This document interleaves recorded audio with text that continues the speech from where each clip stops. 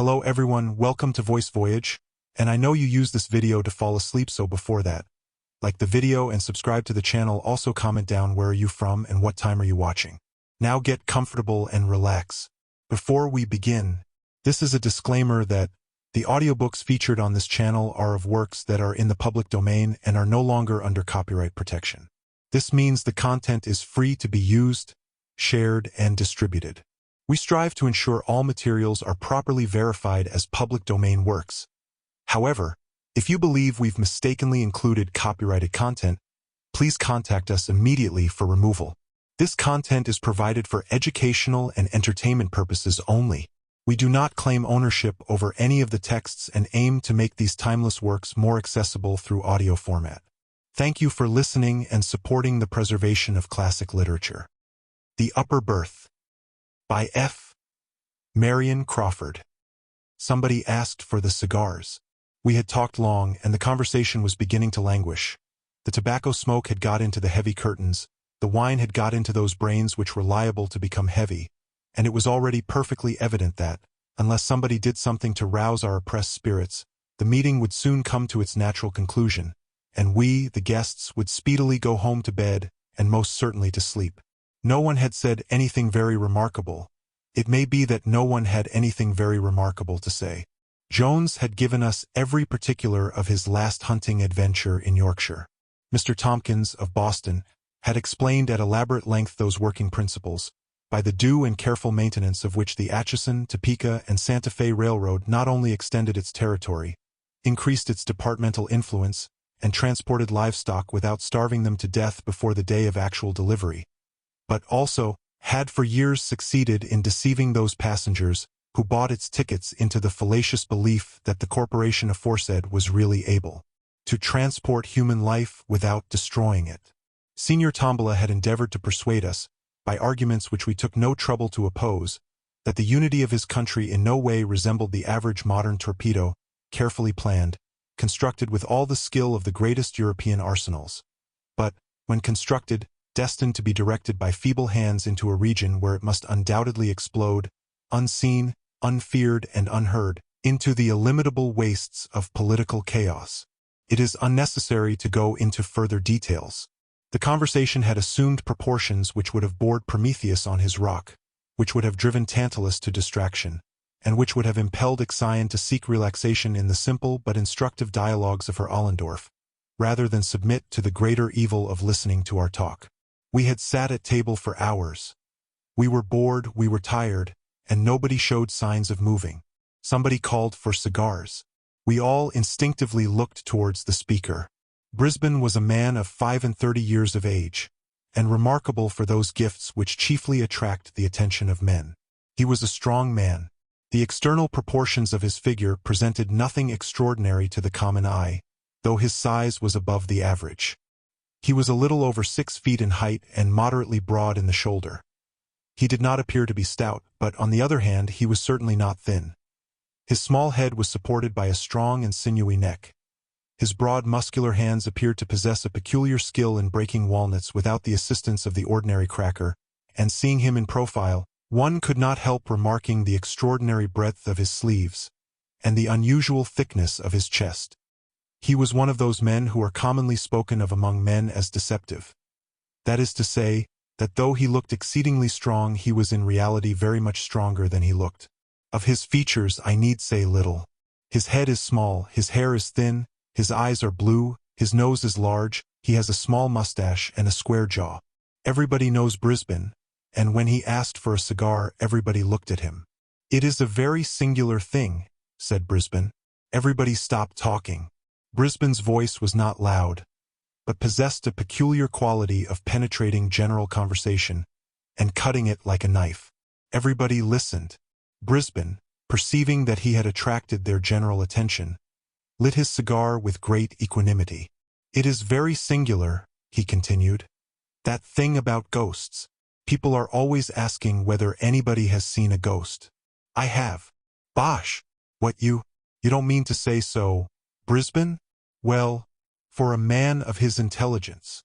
A chorus of exclamations greeted Brisbane's remarkable statement. Everybody called for cigars, and Stubbs the butler suddenly appeared from the depths of nowhere with a fresh bottle of dry champagne. The situation was saved. Brisbane was going to tell a story. "I am an old sailor," said Brisbane, "and as I have to cross the Atlantic pretty often, I have my favorites. Most men have their favorites. I have seen a man wait in a Broadway bar for 3/4 of an hour for a particular car which he liked. I believe the barkeeper made at least 1/3 of his living by that man's preference. I have a habit of waiting for certain ships when I am obliged to cross that duck pond. It may be a prejudice, but I was never cheated out of a good passage but once in my life. I remember it very well. It was a warm morning in June, and the custom house officials, who were hanging about waiting for a steamer already on her way up from the quarantine, presented a peculiarly hazy and thoughtful appearance. I had not much luggage. I never have. I mingled with the crowd of passengers, porters, and officious individuals in blue coats and brass buttons, who seemed to spring up like mushrooms from the deck of a moored steamer to obtrude their unnecessary services upon the independent passenger. I have often noticed with a certain interest the spontaneous evolution of these fellows. They are not there when you arrive. 5 minutes after the pilot has called, "Go ahead!" they, or at least their blue coats and brass buttons, have disappeared from deck and gangway as completely as though they had been consigned to that locker which tradition unanimously ascribes to Davy Jones. But, at the moment of starting, they are there, clean-shaved, blue-coated, and ravenous for fees. I hastened on board. The Kamchatka was one of my favorite ships. I say was because she emphatically no longer is. I cannot conceive of any inducement which could entice me to make another voyage in her. Yes, I know what you are going to say. She is uncommonly clean in the run aft, she has enough bluffing off in the bows to keep her dry, and the lower berths are most of them double. She has a lot of advantages, but I won't cross in her again. Excuse the digression. I got on board. I hailed a steward, whose red nose and redder whiskers were equally familiar to me. 105 lower berth, said I, in the businesslike tone peculiar to men who think no more of crossing the Atlantic than taking a whiskey cocktail at downtown Delmonico's.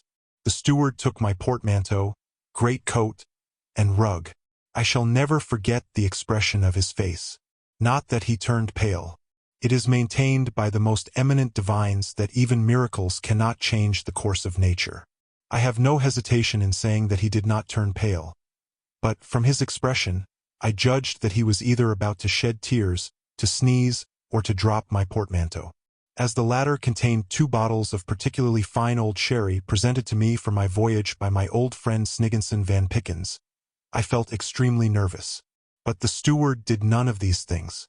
"Well, I'm D, said he in a low voice and led the way.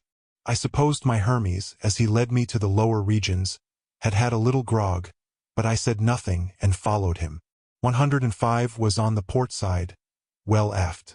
There was nothing remarkable about the stateroom. The lower berth, like most of those upon the Kamchatka, was double. There was plenty of room.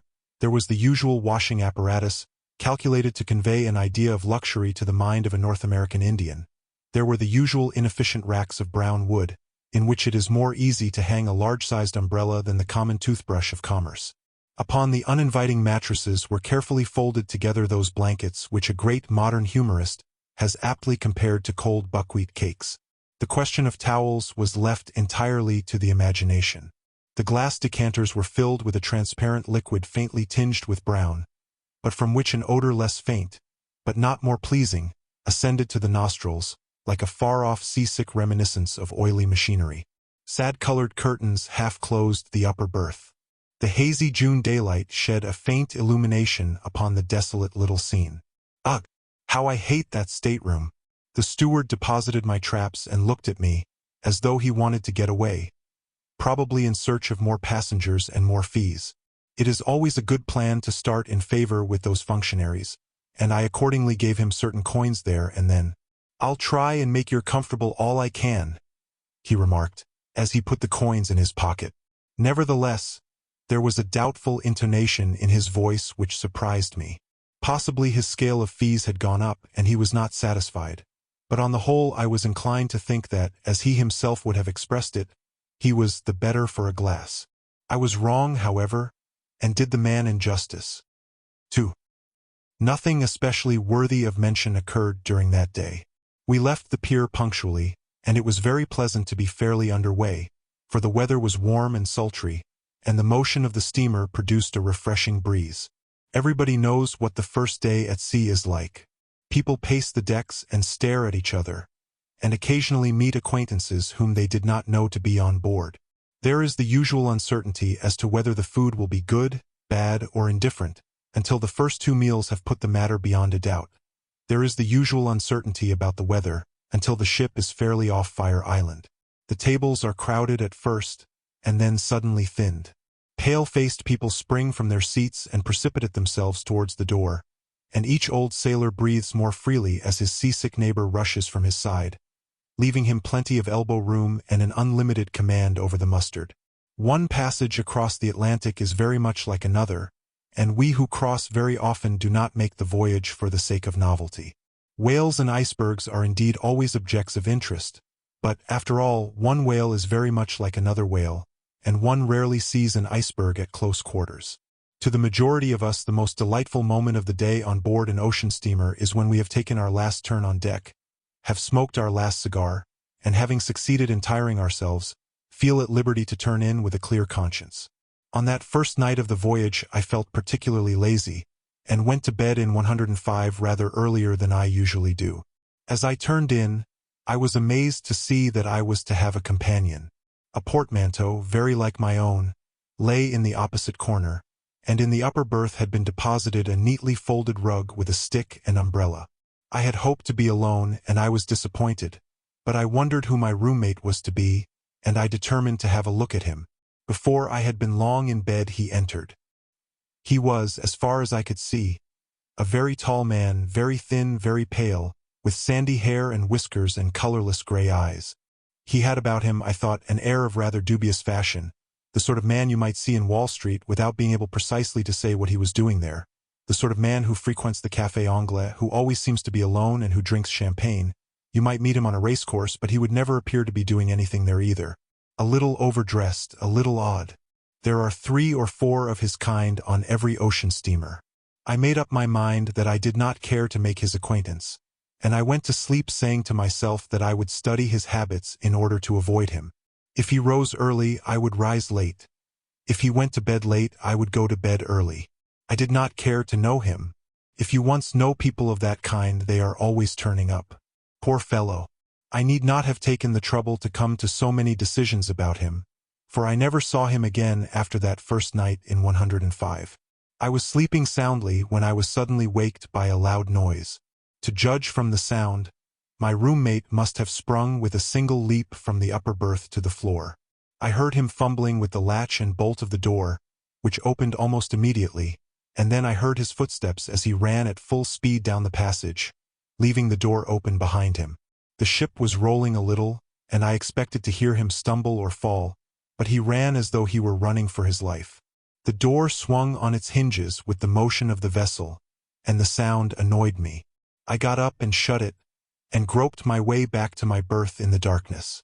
I went to sleep again, but I have no idea how long I slept. When I awoke it was still quite dark, but I felt a disagreeable sensation of cold, and it seemed to me that the air was damp. You know the peculiar smell of a cabin which has been wet with sea water. I covered myself up as well as I could and dozed off again, framing complaints to be made the next day, and selecting the most powerful epithets in the language. I could hear my roommate turn over in the upper berth. He had probably returned while I was asleep. Once I thought I heard him groan, and I argued that he was seasick. That is particularly unpleasant when one is below. Nevertheless, I dozed off and slept till early daylight. The ship was rolling heavily, much more than on the previous evening, and the gray light which came in through the porthole changed in tint with every movement according as the angle of the vessel's side turned the glass seawards or skywards. It was very cold, unaccountably so for the month of June. I turned my head and looked at the porthole, and saw to my surprise that it was wide open and hooked back. I believe I swore audibly. Then I got up and shut it. As I turned back I glanced at the upper berth. The curtains were drawn close together. My companion had probably felt cold as well as I. It struck me that I had slept enough. The stateroom was uncomfortable, though, strange to say, I could not smell the dampness which had annoyed me in the night. My roommate was still asleep. Excellent opportunity for avoiding him, so I dressed at once and went on deck. The day was warm and cloudy, with an oily smell on the water. It was 7 o'clock as I came out, much later than I had imagined. I came across the doctor, who was taking his first sniff of the morning air. He was a young man from the west of Ireland, a tremendous fellow with black hair and blue eyes, already inclined to be stout. He had a happy-go-lucky, healthy look about him which was rather attractive. "Fine morning," I remarked, by way of introduction. "Well," said he, eyeing me with an air of ready interest. "It's a fine morning and it's not a fine morning. I don't think it's much of a morning." "Well, no, it is not so very fine," said I. "It's just what I call fugly weather," replied the doctor. "It was very cold last night, I thought," I remarked. However, when I looked about, I found that the porthole was wide open. I had not noticed it when I went to bed. And the stateroom was damp, too. "Damp?" said he. "Whereabouts are you?" 105. To my surprise, the doctor started visibly, and stared at me. "What is the matter?" I asked. "Oh, nothing," he answered.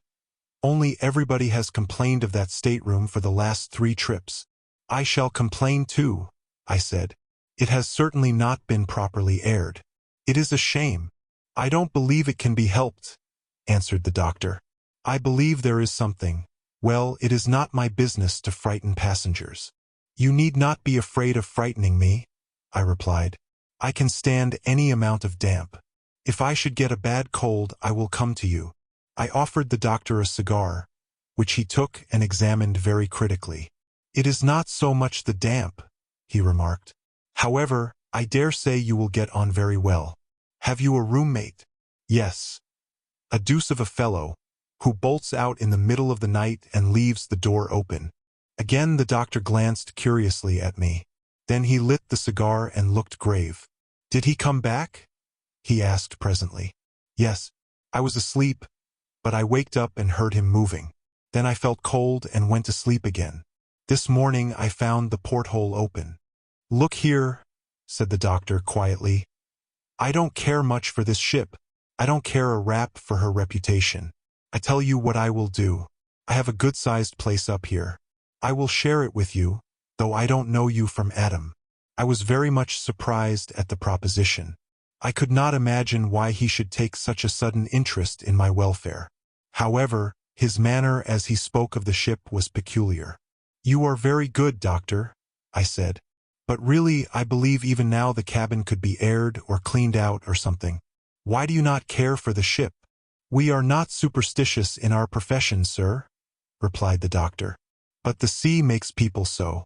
I don't want to prejudice you, and I don't want to frighten you, but if you will take my advice you will move in here. I would as soon see you overboard," he added, "as know that you or any other man was to sleep in 105. "Good gracious! Why?" I asked.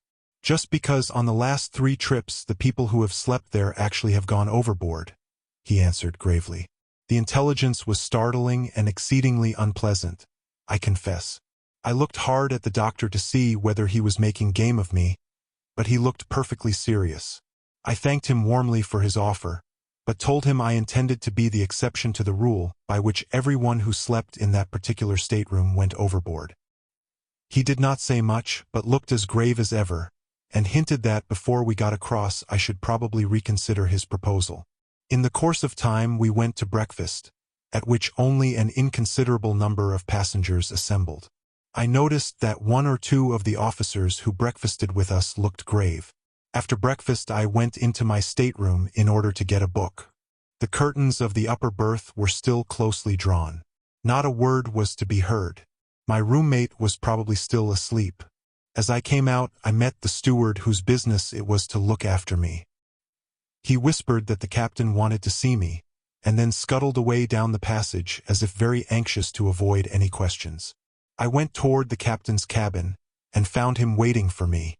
"Sir," said he, "I want to ask a favor of you." I answered that I would do anything to oblige him. "Your roommate has disappeared," he said. He is known to have turned in early last night. Did you notice anything extraordinary in his manner? The question coming, as it did, in exact confirmation of the fears the doctor had expressed half an hour earlier, staggered me. You don't mean to say he has gone overboard?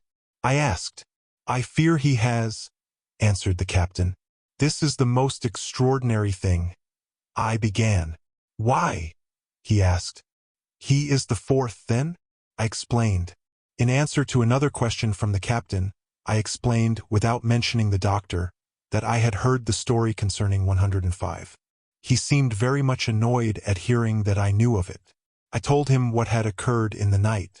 What you say, he replied, coincides almost exactly with what was told me by the roommates of two of the other three. They bolt out of bed and run down the passage. Two of them were seen to go overboard by the watch. We stopped and lowered boats, but they were not found. Nobody, however, saw or heard the man who was lost last night, if he is really lost. The steward, who was a superstitious fellow, perhaps, and expected something to go wrong, went to look for him this morning and found his berth empty, but his clothes lying about, just as he had left them.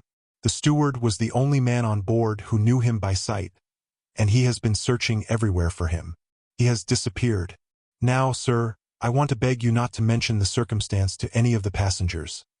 I don't want the ship to get a bad name, and nothing hangs about an ocean-goer like stories of suicides.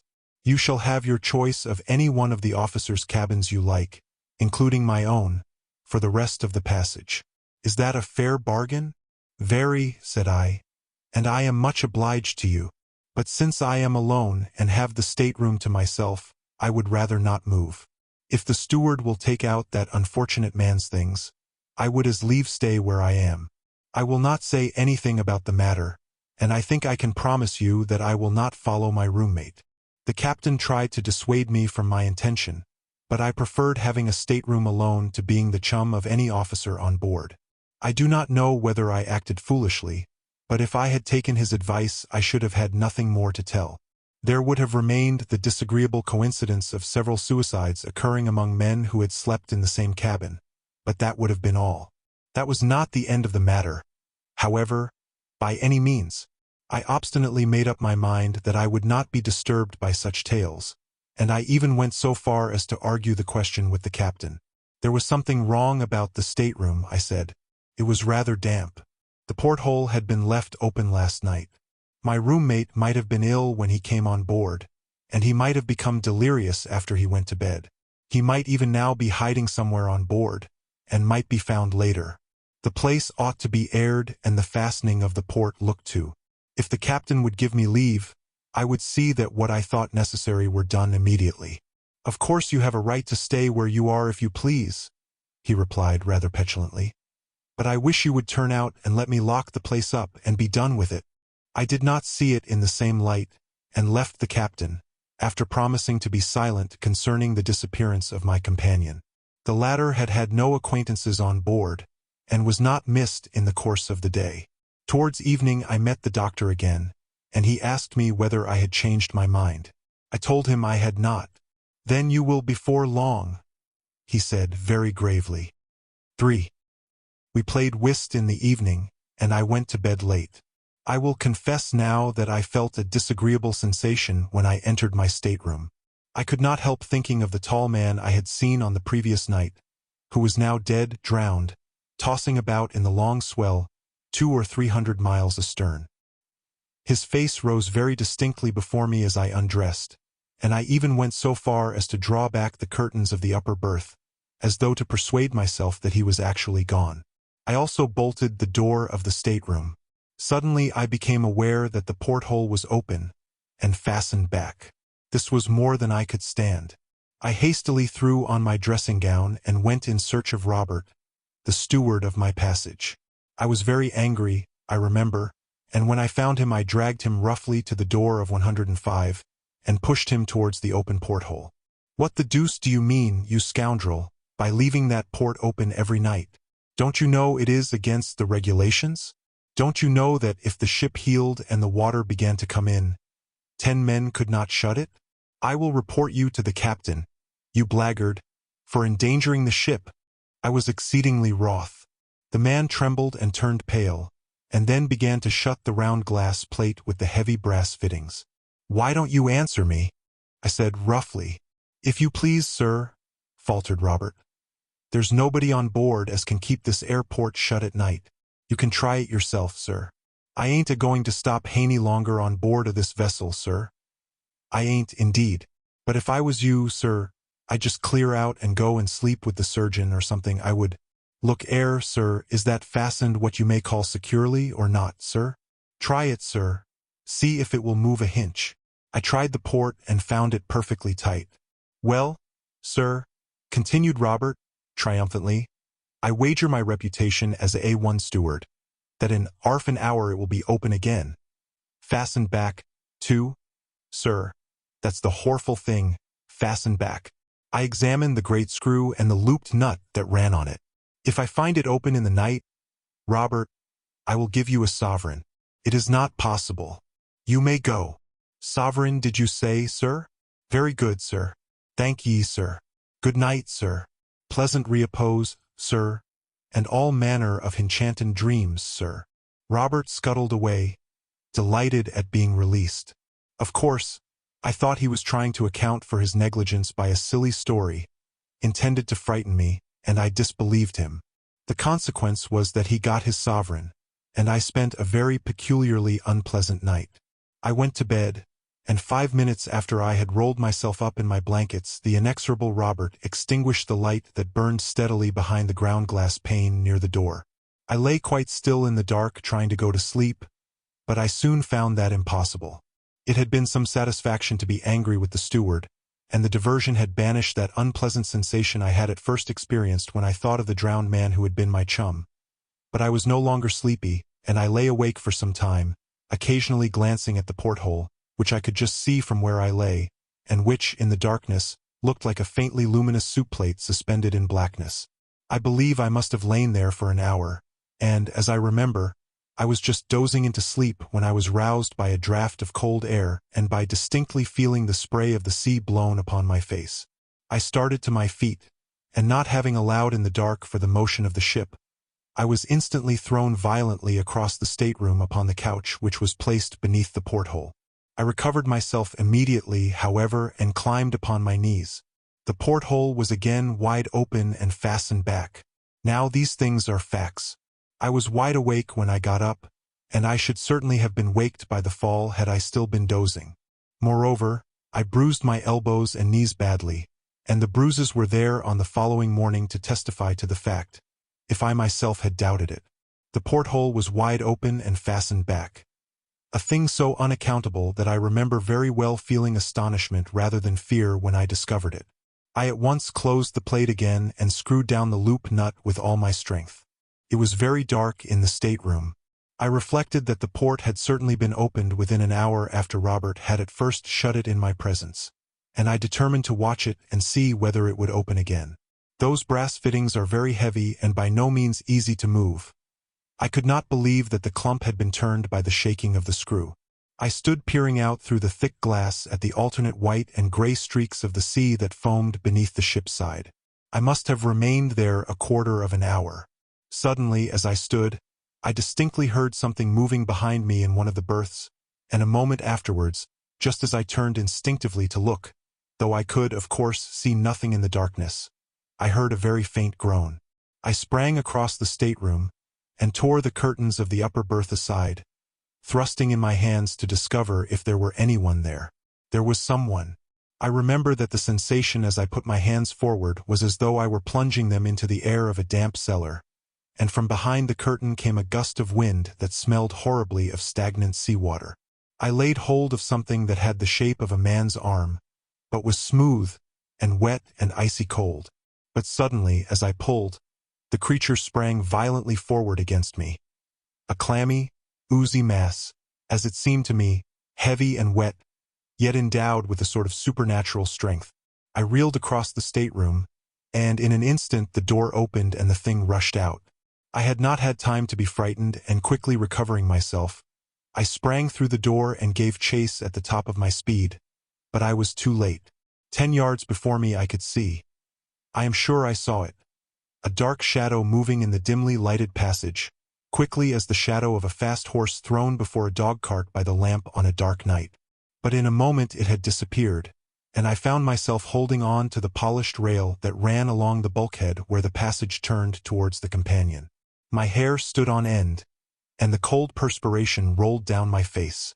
I am not ashamed of it in the least. I was very badly frightened. Still I doubted my senses, and pulled myself together. It was absurd, I thought. The Welsh rarebit I had eaten had disagreed with me. I had been in a nightmare. I made my way back to my stateroom, and entered it with an effort. The whole place smelled of stagnant seawater, as it had when I had waked on the previous evening. It required my utmost strength to go in and grope among my things for a box of wax lights. As I lighted a railway reading lantern which I always carry in case I want to read after the lamps are out, I perceived that the porthole was again open, and a sort of creeping horror began to take possession of me which I never felt before, nor wished to feel again.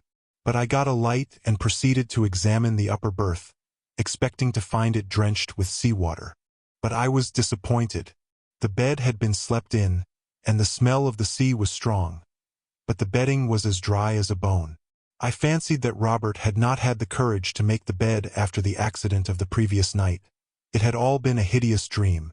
I drew the curtains back as far as I could and examined the place very carefully.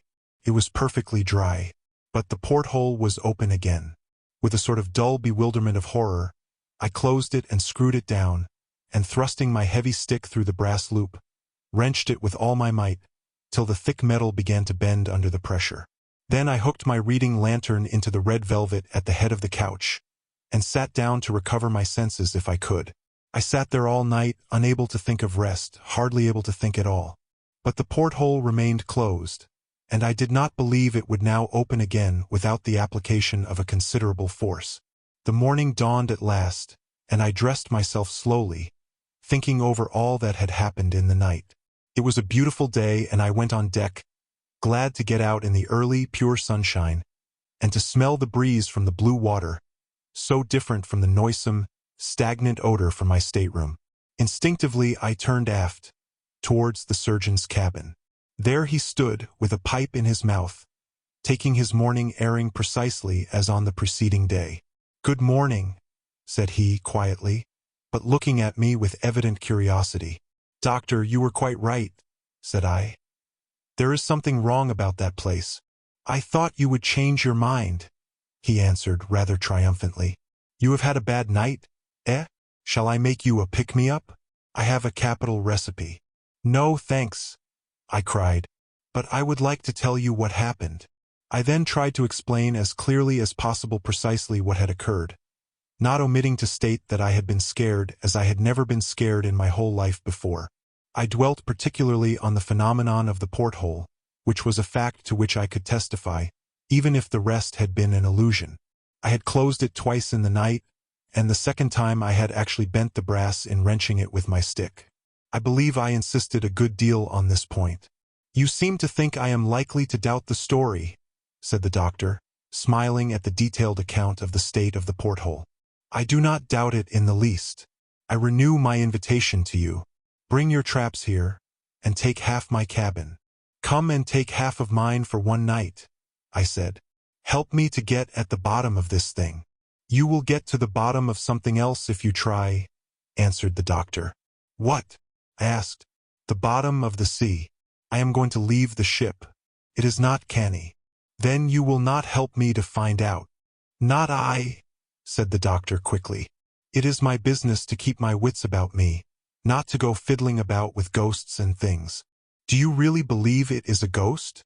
I inquired, rather contemptuously.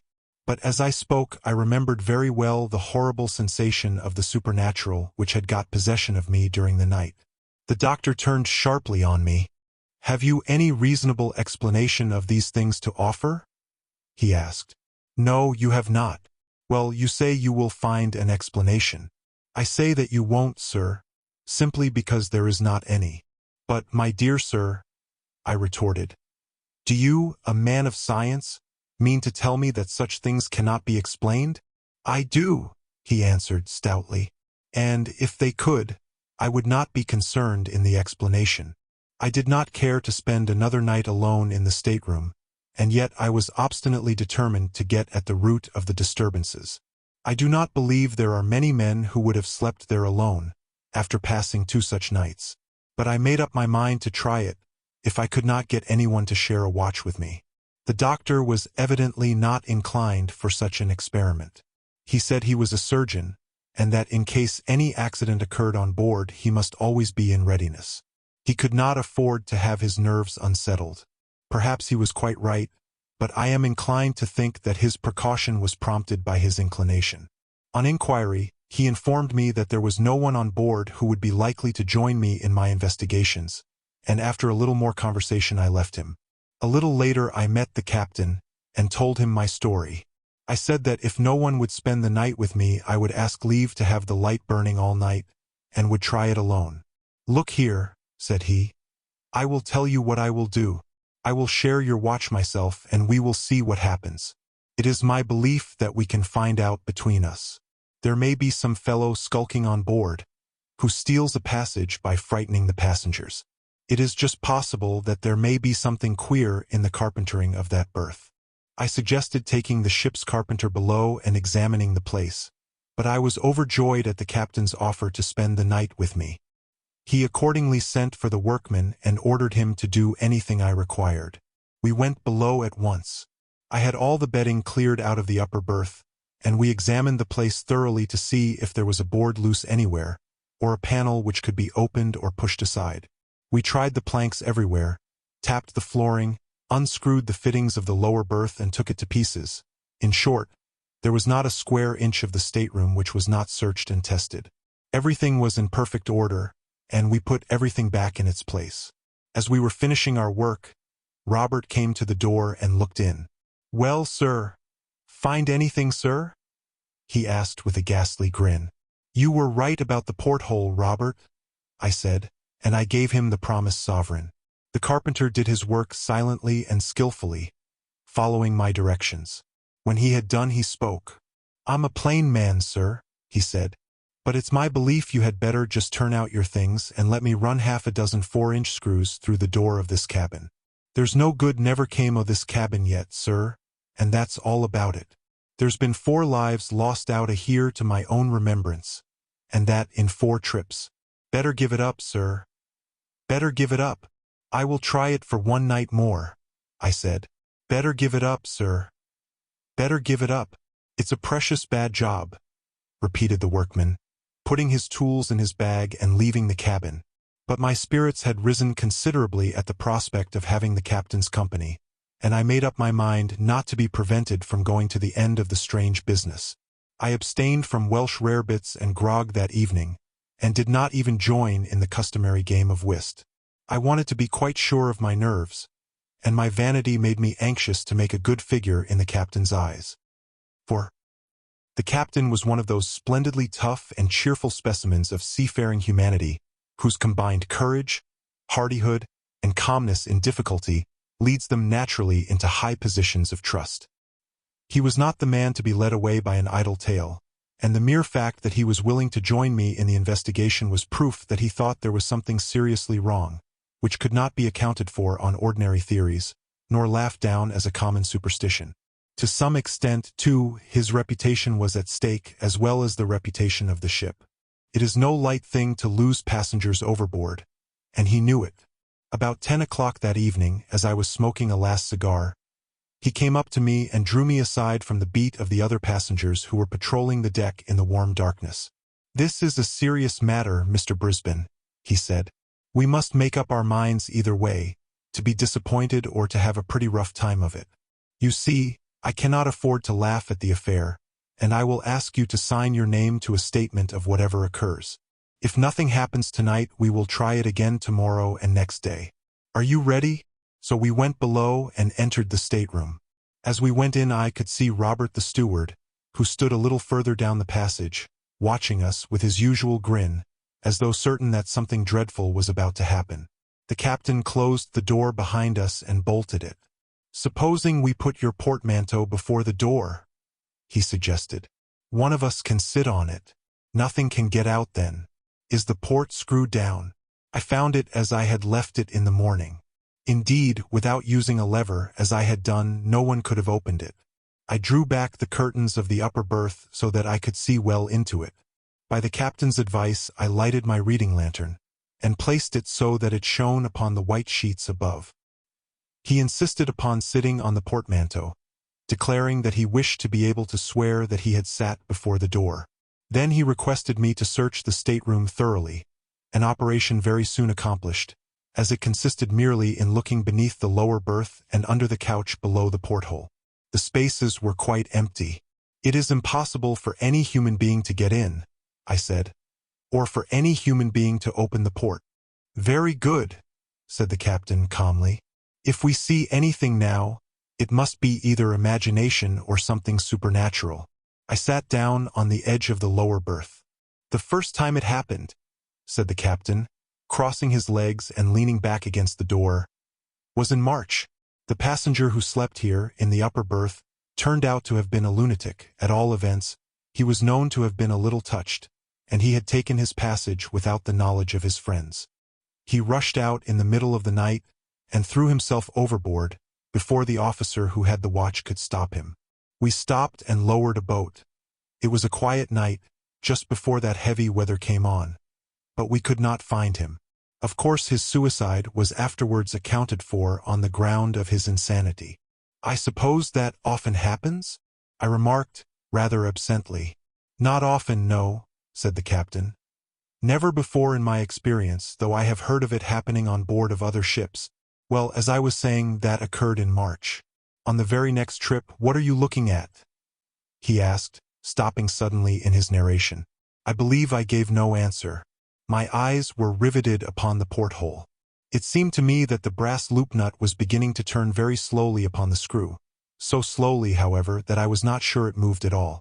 I watched it intently, fixing its position in my mind, and trying to ascertain whether it changed.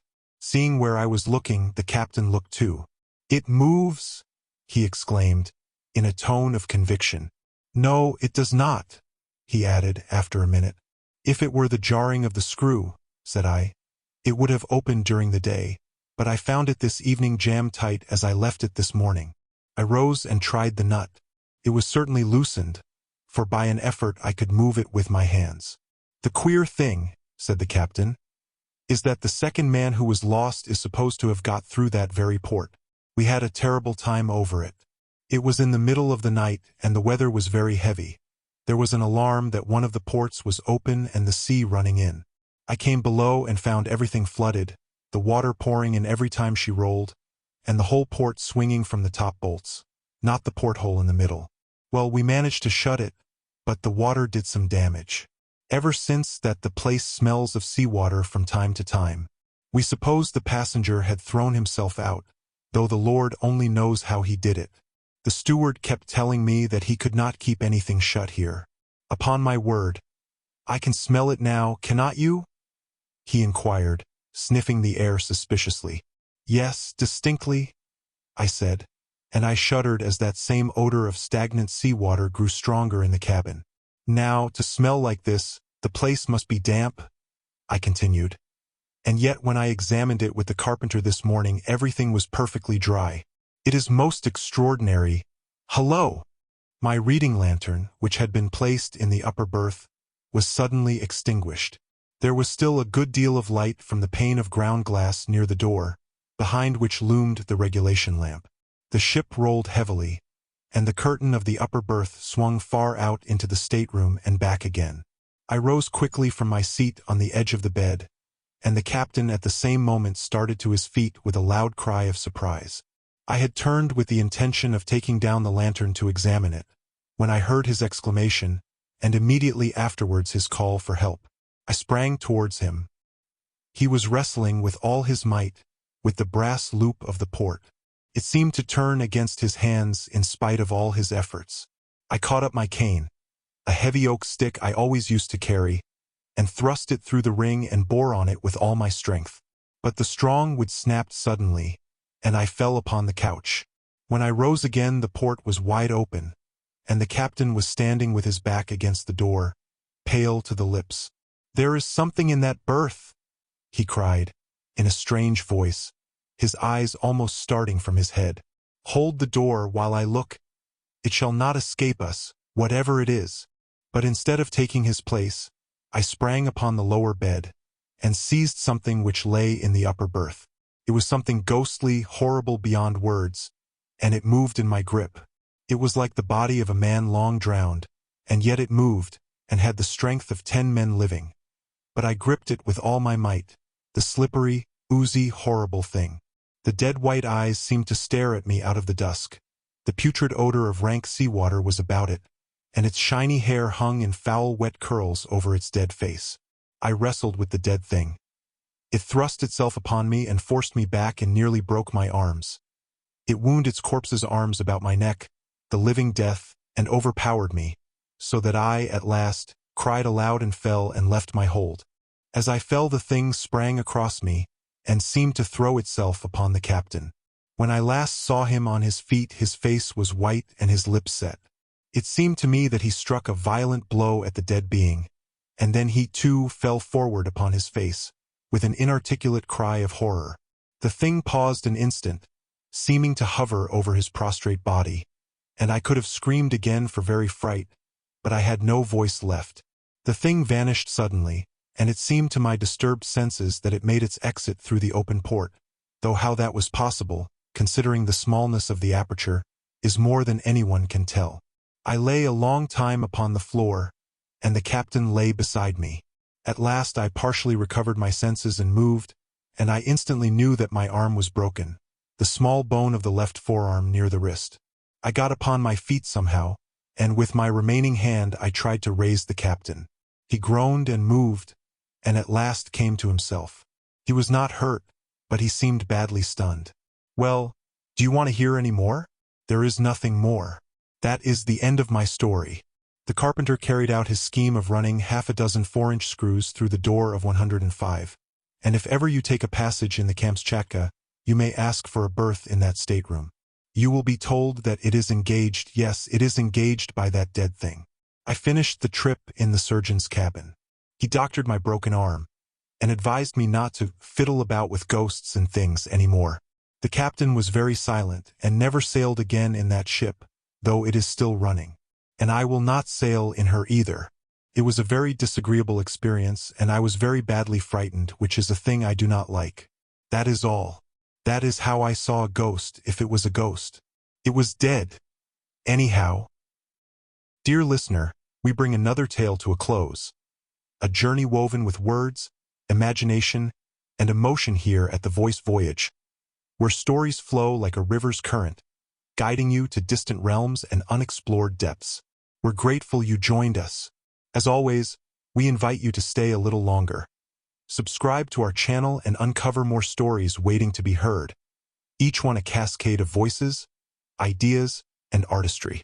And remember, every great story begins with a single word. Perhaps the next one will begin with you. Until our voices meet again, may your days be filled with quiet moments, rich pages, and the gentle comfort of a well-told tale. This is the Voyage, signing off.